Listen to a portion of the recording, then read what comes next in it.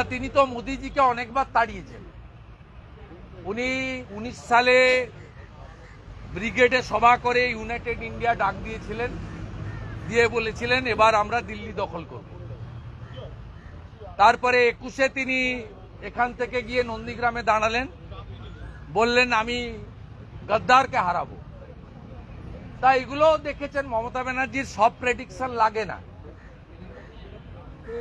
উনি 21 সালে ভোটে জেতার পরে কোভিডের সুযোগ, হাইয়েস্ট মুসলিম তোষণ, কাউন্টিং হলে লুট করে কিছু সিট আমাদের থেকে বেশি পেয়ে ক্ষমতায় এসেছেন।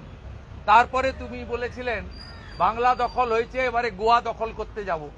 এখানকার মায়েদের 1000 টাকা দেন, গোয়ার মায়েদের বলেছিলেন 5000 দেবেন। বড় একটা শূন্য নিয়ে এসেছেন। ত্রিপুরা দখল করতে গেছিলেন, নোটার থেকে কম ভোট নিয়ে এসেছেন। অতএব মমতা ব্যানার্জির স্বপ্ন সবসময় যে পূরণ হয় তা নয়। তিনি স্বপ্ন দেখতে পারেন, তার লোকেদের ধরে রাখার চেষ্টা করতে পারেন, কিন্তু বাস্তব খুব কঠিন। মমতা বন্দ্যোপাধ্যায়ের সব ইচ্ছা পূরণ হয়নি। যেমন অরবিন্দ কেজরিওয়াল দাঁড়িয়েছিল যে এই জন্মে নরেন্দ্র মোদীজি অরবিন্দ কেজরিওয়ালকে হারাতে পারবে না। বলেছিলেন 25 তো ছাড়ো, 50-এও বিজেপি কিছু করতে পারবে না। তা অরবিন্দ কেজরিওয়ালের অবস্থা সবাই দেখেছে। নবীন পট্টনায়ককেও আমরা জানতাম অপরাজয় নবীন পট্টনায়ক। উড়িষ্যার খবরও লোক দেখেছে। সব এক্সিট পোল ফেল করে হরিয়ানার ফলও লোক দেখেছে।